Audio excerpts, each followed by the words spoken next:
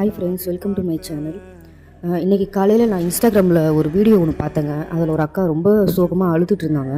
அவங்க அதில் என்ன சொன்னாங்க அப்படின்னா, அந்த அக்காவுக்கு ரொம்ப நல்லா தெரிஞ்ச ஒரு பொண்ணு சூசைட் பண்ணிக்கிட்டாங்க அப்படி சொல்லிட்டு சொன்னாங்க. எதனால் அப்படின்னு சொன்னாங்கன்னா, அவங்க ஃபேமிலி இஷ்யூஸ் இருந்தது, வீட்டில் பிரச்சனை, கல்யாணம் ஆகிடுச்சு, நிறைய ப்ராப்ளம் அப்படின்னு சொல்லி சொன்னாங்க. இதில் வேறு அவங்களுக்கு குழந்தைங்களாம் இருக்காமா.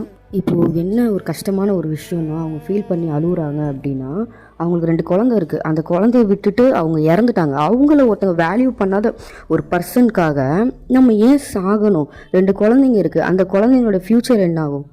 இப்போது நிறைய பேர் இப்படி தான் இருக்காங்க. எடுத்தோடனே சூசைட் பண்ணிக்கலாம், நம்ம செத்துடலாம். வாழ்கிறதுக்கு பல வழி இருக்குது. நம்ம இவங்களை டிபெண்ட் பண்ணி தான் வாழணும், இப்படி தான் இருக்கணுங்கிறது கிடையாது. நீங்கள் பேரண்ட்ஸை யோசிச்சு பார்க்குறீங்களா? கிடையாது. 20 வருஷமாக 25 வருஷமாக நம்ம வளர்த்த பேரண்ட்ஸ் இருக்காங்க, நம்மளை சுற்றி நம்மளுடைய ரிலேட்டிவ்ஸ் இருக்காங்க. எவ்வளோ விஷயங்கள் இருக்குது. நம்ம வாழ்கிறதுக்கு ஒரு சாதாரண பொட்டி கடை போட்டால் கூட நம்ம பொழைச்சிக்கலாங்க. இந்த மாதிரி நம்மளை வேல்யூ பண்ணாத ஒரு பர்சனுக்காக சூசைட் பண்ணிக்கணுமா? எனக்கு நான் பார்த்த வீடியோவில் எனக்கு ஃபுல்லாக அப்செட் ஆகிடுச்சு. என்னடா இந்த மாதிரி காலையிலே வந்துட்டு அந்த 2 குழந்தைங்க என்ன ஆகும்? அவ்வளோ சின்ன சின்ன குழந்தைங்க, அம்மா இல்லாமல் எப்படி அது ஃப்யூச்சரில் அது இருக்கும்? ஒரு விஷயத்துக்கு மற்றவங்க பார்த்து அது ஏங்காதா? நமக்கு அம்மா இல்லையே, நமக்கு இது பண்ணுறதுக்கு அம்மா இல்லையே அப்படின்னு சொல்லிட்டு நம்ம சூசைட் பண்ணிவிட்டு நம்ம மெயினாக பாதிக்கப்பட போகிறது நம்ம குழந்தைங்க தான். அதுதான் மெயினாக பாதிக்கப்படும். அது ஒரு ஏஜ் வரைக்கும் வளர்ந்துருச்சுன்னா கூட அது சொந்த காலில் நடக்க ஆரம்பிச்சிடும். இவ்வளோ சின்ன பசங்களை வச்சுட்டு நம்மளுடைய சுயநலம் தான் இது. சூசைட் பண்ணிக்கிறது சுயநலம் தான். எனக்கு ஏன் பிரச்சனை போனால் போதும்பா, எனக்கு ஏன் தலைவலி போனால் போதும், எனக்கு பிரச்சனையாக இருக்குது, ஃபேமிலி ப்ராப்ளம் சொல்லி சூசைட் பண்ணிக்கிறாங்க. அப்போ இதுவும் அப்போனா ஒரு சுயநலம் தாங்க. நம்மளுடைய பிரச்சனை போனால் போதும்னு சொல்லிட்டு நம்ம சூசைட் பண்ணிக்கிறோம். நம்ம குழந்தைங்களை பற்றி நம்ம யோசிக்கணும்.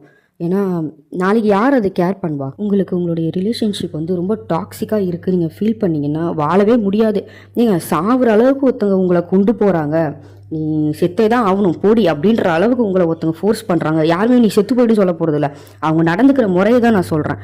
அப்படியெல்லாம் இருக்கிற ஒரு பர்சன் கிட்ட நீங்கள் சாகுற அளவுக்கு உங்களை தூண்டுறாங்க அப்படின்னா, அந்த மாதிரி ஒரு பர்சன் கூட நீங்கள் இருக்கவே தேவையில்லையே. நீங்கள் சாகுறதுனால எதுவுமே மாற போகிறதே கிடையாது. அவங்க என்ன பண்ணுவாங்க? ஒன்றுமே பண்ண போகிறதில்ல. நெக்ஸ்ட் மேரேஜ் பண்ணிட்டு அவங்க போயிட்டே இருப்பாங்க. இதில் பாதிக்கப்படுறது உங்கள் குழந்தை, உங்களை இழந்த உங்கள் பேரண்ட்ஸ் தான். நீங்கள் கொஞ்சம் யோசிச்சு பாருங்கள். இவன் நம்ம இல்லைனா இன்னொரு கல்யாணம் பண்ணிட்டு போயிடுவான். ஆனால் நம்ம குழந்தைங்களுக்கு இன்னொரு அம்மா கிடைக்க போகிறதில்ல கன்ஃபார்மாக. நீங்கள் யாரை பற்றியுமே யோசிக்க தேவையில்லை. சூசைட் பண்ணுறதுக்கு முன்னாடி கண்ணை மூடி ஒரு 2 நிமிஷம் நம்ம குழந்தை நம்ம முன்னாடி இருக்குது, நம்ம இல்லைன்னா அது என்ன ஆகும் அப்படின்றத மட்டும் யோசிங்க. நம்ம சுயநலமாக செத்தா என் பிரச்சனை போயிடுங்க அப்படின்னு நம்ம செத்துறோம்.